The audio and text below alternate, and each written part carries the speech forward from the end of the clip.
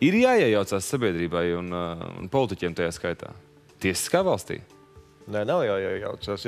Ir maz kārdinājumi, kas var salīdzināties ar kārdinājumu pēkšņi uzstāties kādam par soģi un tad piemest mazo pagalīti kopējā sārtā.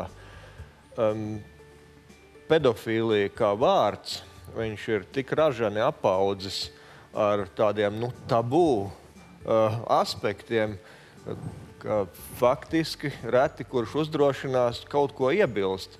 Nē, es esmu soģis, nē, es varu nostāties vienā, ne otrā pusē, bet uzkacināt cilvēkus ar provokatīvu vārdu un pulcināt viņus uz ielām jau ar gataviem ķieģeļiem kabatās, es tajā pusē nekad nenostāšos.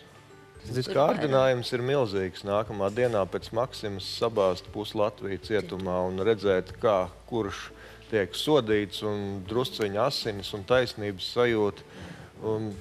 Es ļoti Tas ir šajā gadījumā ir? Es nezinu, bet es iedomājos gan tiesnesi, gan prokuroru. Tā ir salīdzinoši maza pilsēta, diezgan noslēgta sabiedrība, un tu izej no tiesas mājas ārā, un tev apkārt ir pūlītes ar cilvēkiem, ar plakātiem, ar nikniem vārdiem, un varbūt tur kāds arī vēl tur uzspļauj. Kā tu vari pieņemt? Ir šausmīgi grūti pieņemt izsvērtu lēmumu.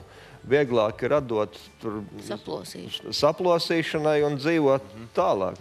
Viss arābu pavasaris jau par ko izvērtās. Ja? Nav uz veselu reģionu var paskatīties un gūt dažu labu mācību, ka šodien tu esi draugs, rīt tu esi terorists un parīt tu esi represētais.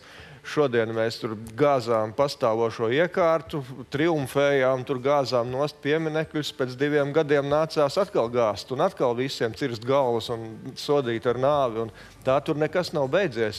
Mēs tik ļoti dažkārt tīksminamies, cik ļoti mēs tālu un opozīcijā esam kaut kādām totalitārām valstīm, bet tas gēns, viņš iekšā kaut kur sēž, no viņa baigi jāuzmanās.